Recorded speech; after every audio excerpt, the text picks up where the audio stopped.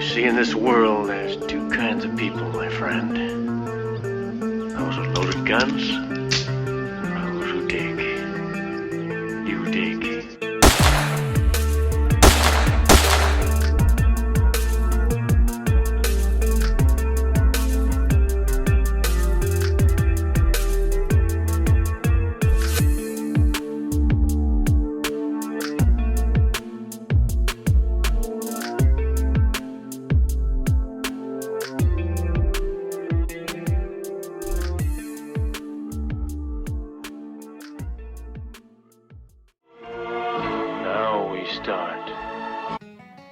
Bonjour à tous, nous voici pour le numéro 2 de notre point hebdo, donc celui du 23 avril. L'intérêt de ces points hebdo, en fait, c'est de vous donner un peu une illustration sur notre portefeuille de ce dont on vous parle pendant la formation. Donc il est quand même utile d'avoir la formation pour avoir des détails sur la méthodologie, sur l'explication des éléments qu'on utilise, la terminologie, etc. Mais les points hebdo, je pense, peuvent être également utiles pour avoir des éléments concrets de ce dont on parle pendant la formation. Donc là, on va notamment illustrer l'achat de call, donc celui dont on a expliqué lors de la dernière formation pour parler des calls. Mais on va l'utiliser de manière un peu plus intelligente, j'ai envie de dire, et vous allez voir de quoi il s'agit. Et je vais notamment en parler pendant le rappel de la méthode. Et également, l'intérêt aussi de ce point hebdo, c'est de regarder notre propre portefeuille. Et je vais vous donner notamment l'exemple de 2 small cap, donc petite capitalisation américaine, notamment parce que c'est compliqué sur les options européennes d'avoir des options. Les options européennes, je parle en Europe, des actions européennes, surtout sur les small cap. Donc si on veut utiliser ce type de méthodologie, il faut mieux aller regarder les small cap américaines. Donc là, les 2 que j'ai pris en exemple, GSM, c'est le ticker pour Ferroglobe PLC, et DTEA, c'est le ticker pour Davidstee Incorporated. On va regarder plus en détail de quoi il s'agit. Alors, le rappel de la méthode. Donc là, je vous encourage fortement. Alors, on a fait aussi une vidéo, vous pouvez le voir en haut de l'écran pour ceux qui n'ont pas eu l'occasion de le voir. Un petit tuto sur le site internet Options Profit Calculator. C'est très utile pour évaluer le risque que vous prenez, pour regarder un peu ce que ça fait selon différents scénarios d'augmentation du prix ou de baisse du prix de votre action. Donc voilà, je ne peux que vous encourager à y aller. C'est écrit en anglais s'il y a des problèmes éventuellement pour ceux qui ne comprennent pas. N'hésitez pas à nous demander en commentaire sur nos réseaux sociaux. On se fera un plaisir de vous l'expliciter. Donc aujourd'hui, ce qu'on va plus particulièrement regarder, c'est la stratégie Poor Man's Covered Call. Alors, elle est très intéressante. Et alors, elle vient récemment d'être inclue dans ce site, mais finalement, c'est celle que je préfère lorsqu'on utilise les achats de call. Et c'est un peu la même idée. D'ailleurs, c'est ce qui est décrit ici lorsque vous cliquez sur le lien, vous avez la description, donc en anglais, de à quoi correspond cette stratégie. Et vous voyez qu'il y a le terme notamment Synthetic Covered Call. Donc le covered call, qu'est-ce que c'est en fait? C'est lorsque vous possédez les actions, donc typiquement par exemple 100 actions, et que vous souhaitez faire une stratégie de vente de call hors de la monnaie pour en fait avoir pour recevoir des primes tout en possédant l'action. Donc c'est très intéressant, notamment pour booster la performance d'une action. Imaginons elle est, je sais pas, je dis n'importe quoi, 5% annuel. Avec la méthode Covered Call, vous allez rajouter 2, 3, 4, je sais pas, ça dépend des cas, peut-être même 5% de performance sur une action qui n'aura fait, sans cette stratégie-là, que 5% de performance au départ. Donc c'est vraiment des stratégies très intéressantes. Mais là, l'idée, c'est peut-être pour ça qu'ils ont appelé ça Poor Man, c'est qu'en fait, on ne possède pas les actions, on fait tout comme, et d'où on vous a expliqué également les options, ça permet de contrôler sans posséder. Donc là, on va contrôler sans action, on va faire comme si on les possédait, donc on les contrôle, et on va appliquer la même stratégie covered call, mais avec l'achat call et non pas la possession des sans actions. Donc voilà. Et le fondamental également, c'est cette partie-là, donc achat d'un call lointain, donc long dated, lointain, in the money. Donc encore une fois, pour les calls, cela signifie qu'on va choisir un strike inférieur au prix actuel de l'action.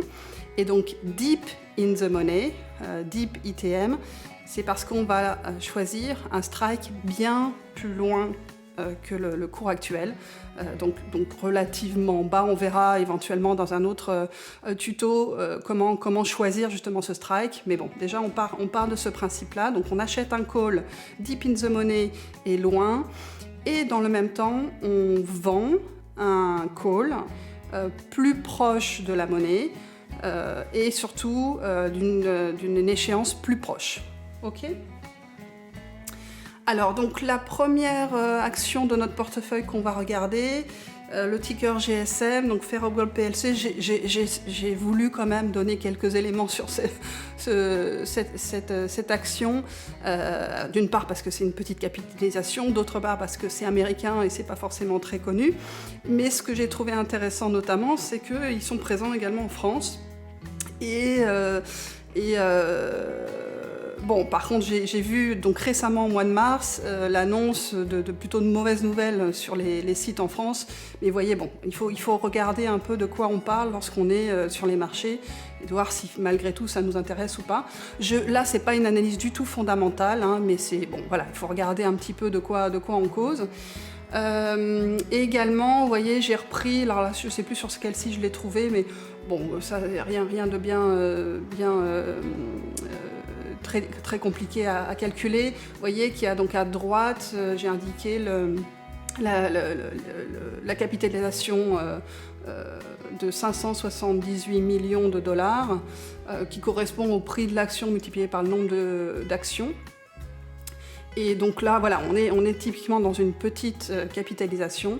Et le rappel juste en dessous que je trouvais intéressant de reprendre, en gros, gardez en tête qu'on va utiliser les petites capitalisations dans le cas où on veut avoir une performance, enfin quelque chose d'assez dynamique, mais également qui peut potentiellement être assez dangereux parce que voilà, du jour au lendemain, il peut se passer quand même des choses qui perturbent le cours de l'action, alors qu'à contrario, sur des plus grandes capitalisations, donc précédemment on avait utilisé par exemple Apple, hein, qui est assez classique comme grosse capitalisation, et là on a plutôt une stratégie sur du long terme et ça nous donne effectivement une grande stabilité. Et typiquement la volatilité des deux tickers, donc la GSM qu'on va regarder et puis juste après DTE1, effectivement la volatilité est très importante, enfin très forte, au-delà des 100% je crois, et lorsqu'on fait des options, on cherche aussi des actions avec une forte volatilité parce que ça permet d'avoir des stratégies assez fines là-dessus. Et à contrario, donc les larges capitalisations ont rarement des volatilités au-delà des 20%. Alors, si on rentre dans le détail, donc là je vous ai indiqué notamment donc l'évolution du cours de l'action récente, on va dire, vous voyez, depuis octobre de l'an dernier.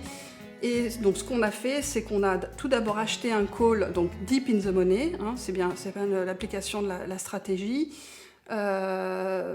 Donc sur le sous-jacent GSM, prix du strike P1 à $1, et sur une durée de 245 jours.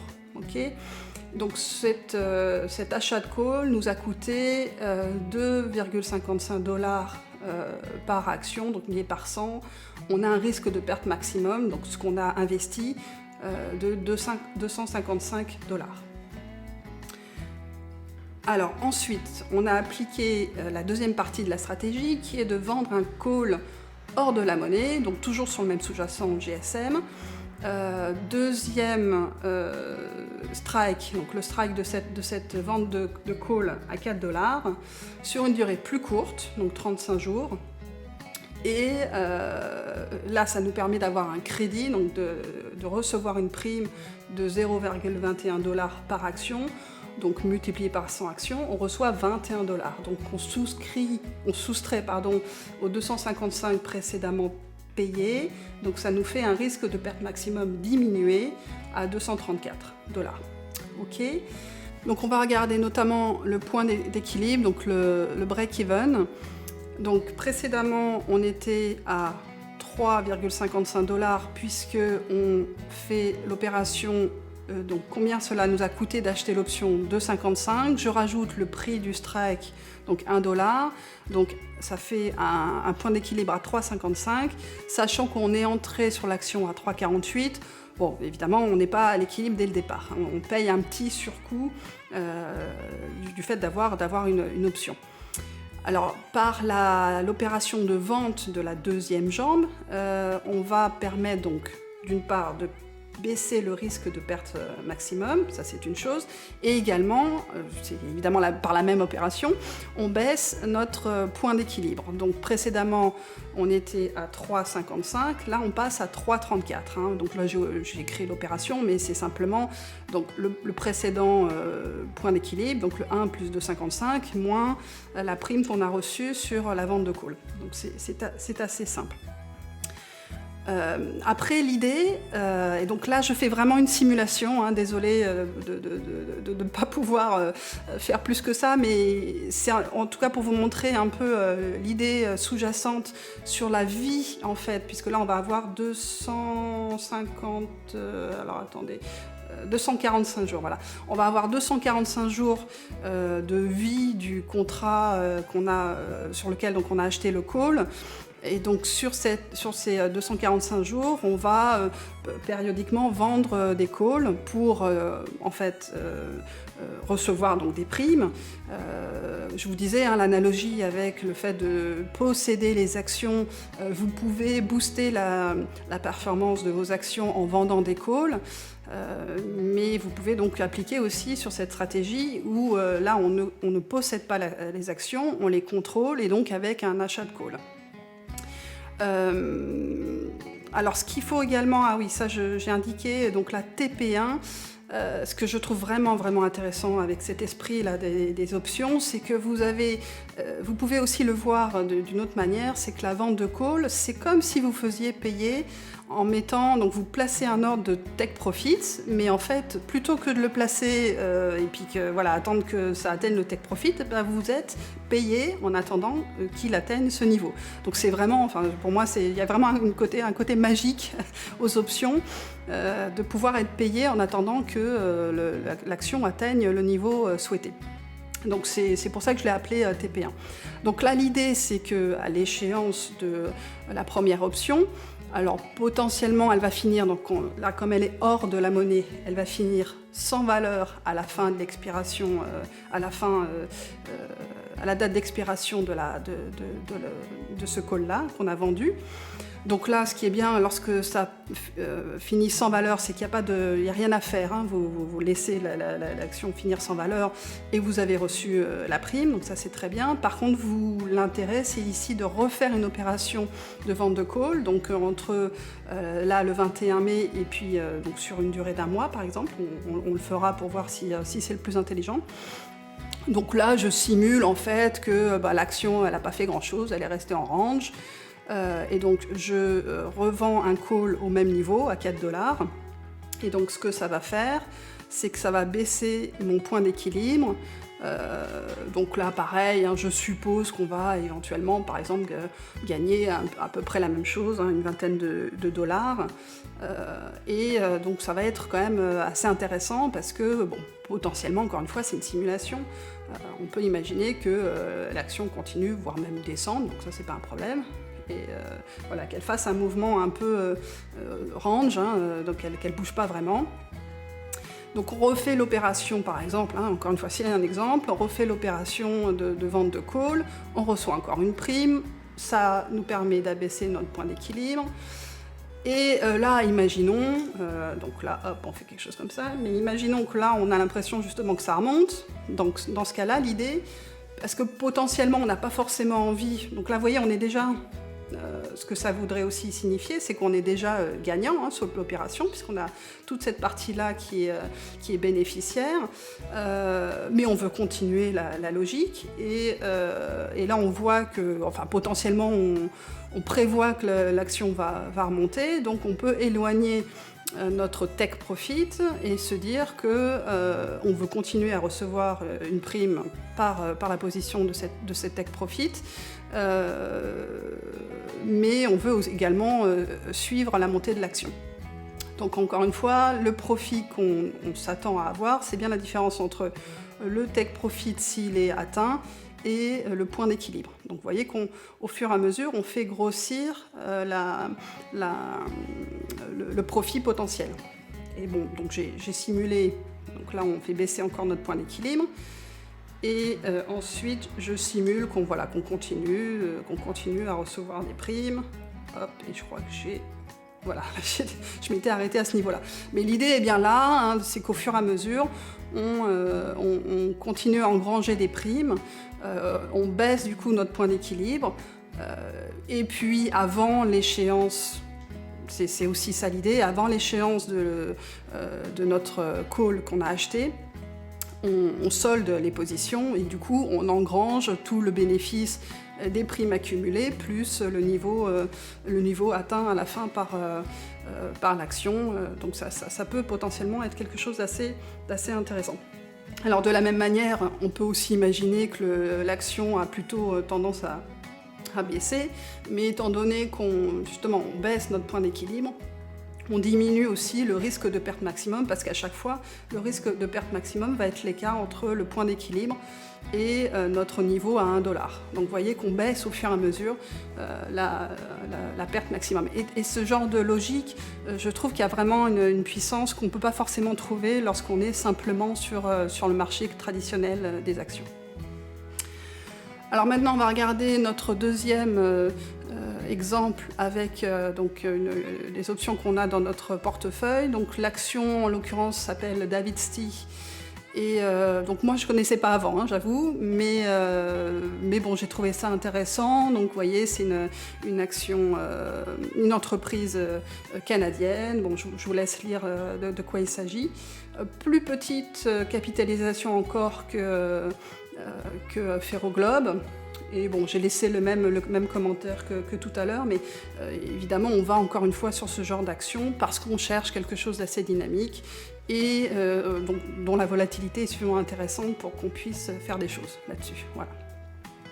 Donc si je regarde, alors là par contre c'est peut-être l'antithèse de ce qu'il faut faire. Évidemment, nous on a testé des choses. Et là, donc, on a voulu en fait aller sur cette action, notamment parce qu'on avait des signaux d'achat qui nous incitaient à se placer sur cette action-là, mais on a fait, entre guillemets, que partiellement la stratégie. Notamment, vous voyez que l'achat de call qu'on a réalisé, donc encore une fois, là, on regarde le APTC, donc le sous-jacent des TE1. Le strike qu'on a placé, on l'a placé à 2,50 $. On ne pouvait pas aller plus bas, me semble-t-il, sur cette action, sur ces options. Mais voilà, donc je me suis placée à 2,50 $. Alors là, l'erreur, entre guillemets, en tout cas, ce que je vous conseille de ne pas faire, pour le coup, c'est de prendre une durée si courte. Donc là, je n'ai pris que 2 mois. Vous voyez, l'exemple qu'on a pris précédemment sur GSM, on avait pris quasiment, pas 1 an, mais bon, moi j'ai pris en tout cas l'échéance la plus longue. Et donc là, sur des TEA, c'est, je pense, trop court.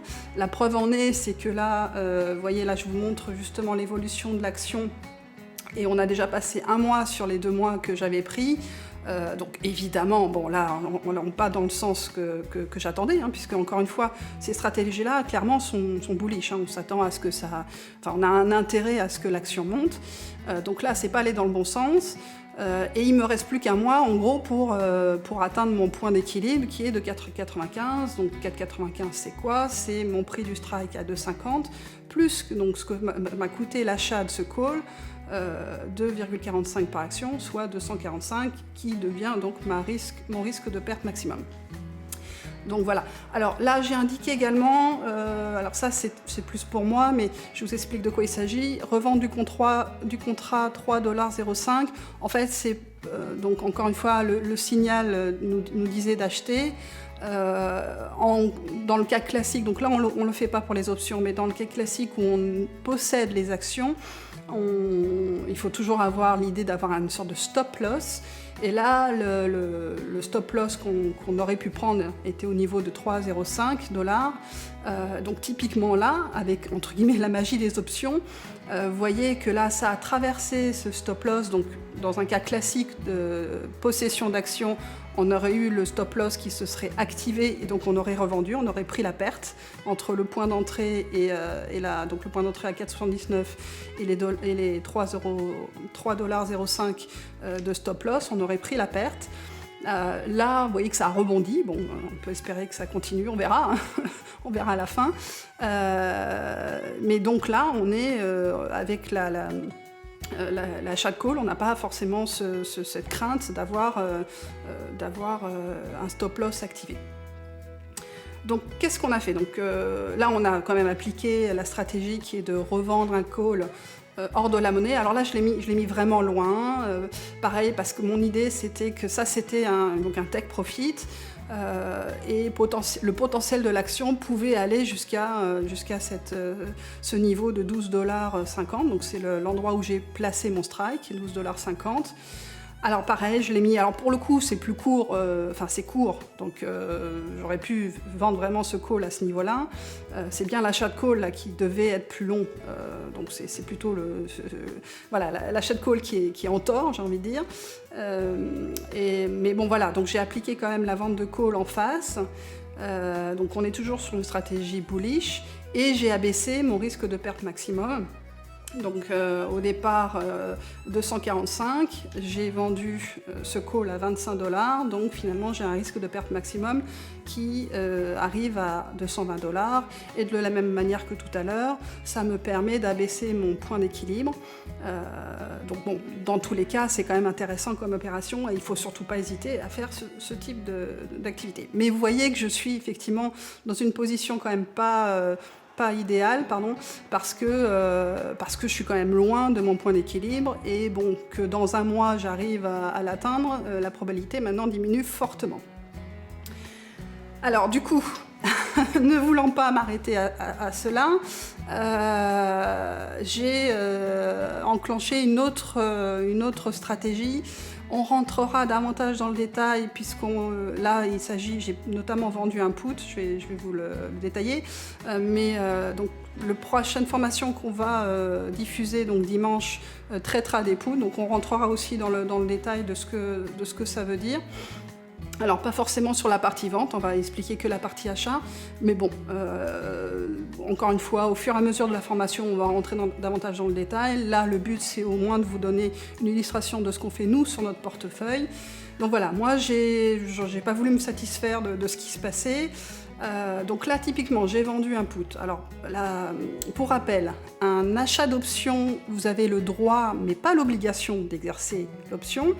Et à l'inverse, lorsque vous vendez, vous ne possédez pas le droit, mais par contre, si la personne qui a acheté l'action en face exerce son option, vous avez l'obligation d'honorer ce contrat. Donc typiquement, là, moi, en ayant vendu mon put, j'aurai l'obligation, si l'option est exercée évidemment, d'acheter l'action, enfin les 100 actions des TEA au prix du strike. Donc là, le strike, je l'ai placé à $2,50. Mais pour donc honorer ce contrat, on m'a payé $88 pour le faire. Donc c'est quand même malgré tout très intéressant, c'est-à-dire qu'au pire je vais acheter mes 100 actions à $2,5, donc je vais payer $250, mais j'aurai déjà reçu $88. Donc vous voyez que ça baisse énormément déjà mon coût d'achat de l'action, et c'est vraiment ça que j'aime bien dans les ventes de puts, c'est le côté je reçois la prime et je suis chasseur de primes, donc c'est vraiment intéressant comme état d'esprit. Et encore une fois, si pour le coup l'action bon, éventuellement elle continue à baisser, mais qu'elle rebondit et qu'elle n'atteint pas à l'échéance, par exemple, elle fait quelque chose comme ça, elle n'atteint pas les 2,50 $, bah, j'aurais reçu les 88 $. Bon.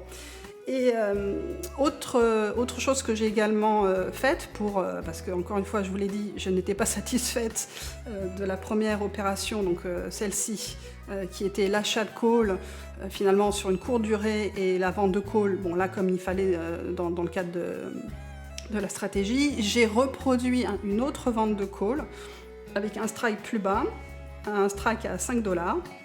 Et j'ai reçu également, donc un peu plus tard, hein, je l'ai réalisé, bon là je l'ai pas indiqué, mais voilà, mi-avril à peu près.